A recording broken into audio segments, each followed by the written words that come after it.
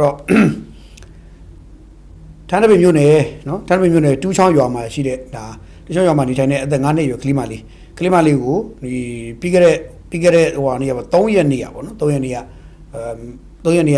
ရုပ်လောင်းမဲ့တွေ့တာဗောဗျာပြောတော့တပ်ဖြတ်ခံရတဲ့ရုပ်လောင်းမဲ့တွေ့တယ်တငယ်ပရင်ပြုချင်းခံပြီးတော့နေရနကတ်တွေဆွဲဖြုတ်ပြီးတော့အလောင်းဆောင်နေပတ်ပြီးတော့စွန့်ပစ်ပြီးတော့ထွက်ပြေးသွားတယ်ဖြစ်စဉ်ဗောနော်ဟိုစွန့်ပစ်ဖြောက်ပြထွက်ပြေးတယ်အဲ့ဖြစ်စဉ်နဲ့ပတ်သက်ပြီးတော့ဒီတရားခံဗောကျူးလွန်တဲ့တရားခံကိုဘယ်မှာမိလဲဆိုတော့မိတဲ့နေရာလဲတူးစမ်းဒီကောက်မိတာကဟိုနတ်လင်းမှာသွားမိတယ်နော်နတ်လင်းမှာဘကိုးနတ်လင်းမှာသွားမိတယ်ဘိုးရိတ်တိုင်းနတ်လင်းမှာသွားမိတယ်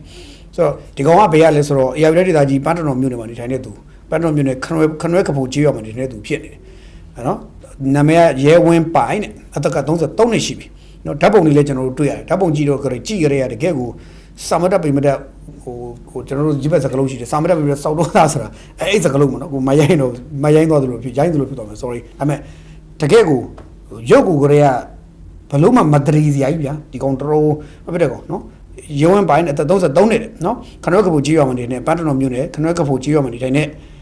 တယောက်ပေါ့နော်ဒီကောင်ကနေပြီးတော့အဲ့ဒီကောင်က9နှစ်သမီးလေးထားတယ်မြတ်9နှစ်သမီးလေးကိုကျွန်တော်ထင်တယ်အဲ့ဒီဘက်မှာသူအလုတ်သွားလှုပ်ရင်းနေပဲဖြစ်တာဖြစ်ဖို့များပါတယ်အလုတ်သွားလှုပ်ရင်းနေပဲကြည့်ရတာဒီကောင်မူးပြီးတော့များပေါက်တက်ခဲရှောက်လို့တလားမသိဘူးဒီကလေးမလေးကိုကလေးမလေးပေါ့ KG တက်နေတဲ့ကလေးမလေးမှတ်တော်တာစိုင်းနော်ကျွန်တော်3ရက်နည်းနည်း9ရက်လောက်မှာသူ့အဖွားဖြစ်သူနဲ့ចောင်းသွားဖို့ပြင်နေတဲ့အချိန်ရုတ်တရက်ကြည့်ရတာဝေစားဝတ်ပင်နေတဲ့ဟိုအဖွားကခဏနောက်သွားတဲ့အချိန်မှာကလေးမလေးရှိမှတော့ချိန်မှာတယောက်ဒီကောင်မှချီးထွက်ပြေးသွားတာတခုတော့တော့မသိဘူးထွက်ပြေးသွားတယ်ထင်ပါတယ်အဲ့တော့အဲ့ကောင်ကအာရမပြူချင်းတပ်ဖြတ်တယ်တပ်ဖြတ်ပြီးတော့အာရမပြူချင်းတဲ့ခါမှာဓမ္မရာနဲ့ဆန့်ကျင်တာတွေပဲလုပ်တယ်ပေါ့ဗျာပြောရင်တော့ရှိရောနောက်ကောပေါက်ကြရရှောက်လို့တော့ဗျာဒီ9နှစ်သမီးဆိုတာကဗျာဘယ်လိုလုပ်ပြီးတော့ဖွံ့ဖြိုးဥမှာလဲဗျာခန္ဓာကိုယ်လေရင်ကဘာမှမဖွံ့ဖြိုးသေးဘူးလေအဲ့ဒီဟာကိုတွားပြီးတော့လုပ်တော့ခင်ဗျာစဉ်းစားကြည့်ပေါ့ဗျာဒီလောက်ဘယ်လောက်မရိုင်းလဲပေါ့ဒီလိုရကိုလုပ်တယ်အဲ့ကောင်ကအခုသူ့ကိုနတ်တလဲမှာသွားမိတယ်မိတာကလည်းဒီကောင်လုပ်တဲ့ကောင်နတ်တလဲမှာသွားမိတယ်မိတာကလည်းရှင်းပြောရရင်သူ့မတင်ငါလို့အဲ့ဒီရောက်နေပေါ့နော်ဒီဘကိုးရန်ဒေသကြီးဒီနတ်တလဲမြို့နယ်မှာရှိတဲ့နတ်တလဲမြို့နယ်ရှိမှာဒီဘိုးချုပ်လမ်းပေါ်မှာဒီကောင်ကဘိုးချုပ်လမ်းမှာရှိထွေရုံးနာမှာပေါ့နော်ဟိုနာဒီဟိုလူဒီလိုလုံနေတဲ့ဒီကောင်မတင်ငါလို့ဆိုပြီးတော့ခေါ်မေးလိုက်တာမေးလိုက်တဲ့ခါကျတော့ဒီကောင်ကမေးလိုက်တဲ့ခါကျမှ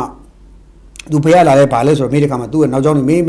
နဲ့တဖြည်းဖြည်းနဲ့ဒီကောင်ထန်းတပြန်နေပြေးလာတာဆိုပေါ်ပြီးတော့မှနောက်ဆုံးမှထပ်ပြီးတော့ဘာဖြစ်တာဒီကလေးမလေးကို9နှစ်သမီးလေးကိုမရင်းချင်းတက်ဖြတ်ခဲ့တဲ့ကောင်ဆိုတော့ပေါ်သွားတော့အဲ့ကောင်အခုသူလည်းဝန်ခံထားတယ်လို့သိရတယ်သူတက်ခဲ့မိအကြောင်းသူဝန်ခံထားတယ်လို့သိရတယ်ဒီထွက်ဆိုချက်တွေကတော့ဒါရဲတပ်ဖွဲ့စီမှာအပြည့်စုံရှိတယ်ပေါ့ဗျာအဲ့တော့ရဲတပ်ဖွဲ့ကတော့ဒီကိစ္စနဲ့ပတ်သက်ပြီးတော့လောလောဆယ်တော့ထန်းတပင်မြို့နယ်မှာနော်ထန်းတပင်မြို့နယ်တက်နေရဲစခန်းမှာပါ84မြင်းဆောင်2016ရာဇကြီးပုံမှန်302မြင်းဆောင်392နဲ့သူ့အမှုဖွင့်လောလောဆယ်ကနဦးမှုဖွင့်ထားတယ်အဲ့ဒါပြီးနောက်ဆက်တွဲကတော့ထပ်ပြီးတော့နောက်ဆက်တွဲကတော့ထပ်လာမယ်ပေါ့ဗျာနော်ဆိုတော့သူဒီလိုမျိုးကျူးလွန်လိုက်တဲ့ကလေးမလေးပေါ့နော်ဒီကျူးလွန်လိုက်တဲ့တူးချောင်းရွာကံမြင့်လမ်းမှာသူစောင်းနဲ့ပတ်ပြီးလွတ်ပစ်လိုက်တဲ့ထုံလေးနဲ့လွတ်ပစ်လိုက်တဲ့အဲ့ကလေးမလေးနဲ့ပတ်သက်လို့ကြည့်ရမယ်ဆိုရင်ကလေးမလေးကအာရမပြုချင်းခံထားရတဲ့ပြီးရင်သူကနားတွေငကတ်ကိုလည်းဖြုတ်ထားတယ်နှရွက်လည်းပြတ်လုံးမတက်ဖြစ်နေတယ်ရင်ဘက်မှာလည်းအညိုမဲဆွဲနေတဲ့နေရာတွေပါတွေ့တယ်ဆိုတော့တာသမီချင်းကိုချင်းမစားနှမချင်းကိုချင်းမစားတော်တော်မရိုင်းတဲ့လို့ရပေါ့နော်တက်ငင်မရိမှာအဲ့လိုလုပ်တယ်အဲ့တော့ဒီဖြစ်စဉ်ကတော်တော်များလူတွေရင်ထဲမှာစိတ်ဆိုးကြတယ်ဒေါသထွက်ကြတယ်ခင်ဗျာဒီကောင်လေးအနားမှာတယောက်နားမှာရှိရင်တေးကြတယ်တယောက်ကပြည့်ဝင်ထိုးမလားမသိဘူးရဲတွေပဲတားထားနေကြတယ်ပြည့်တော့ဝင်ထိုးမလားမသိဘူးတော်တော်လေးစိတ်ဆိုးလုံးလို့ပြီးတော့မိဘတွေနေရာကမိသားစုနေရာပြန်တွေးရင်ခင်ဗျာဘလောက်တော့အဲ့ဒီကောင်ကိုတတ်ချင်နေမလဲဆိုတာလေကျွန်တော်တွေးကြည့်တာပေါ့နော်ဘလောက်တတ်ချင်နေမလဲမသိဘူးတော်တော်မိဘတွေနေရာတွေးကြည့်ဘလောက်တတ်ချင်စိတ်ပြင်းပြနေမလဲတော့မသိဘူးပေါ့နော်ဒါကတော့မိဘတွေခံစားချက်ပြင်းထန်လာမှာကျွန်တော်ခံစားမိတယ်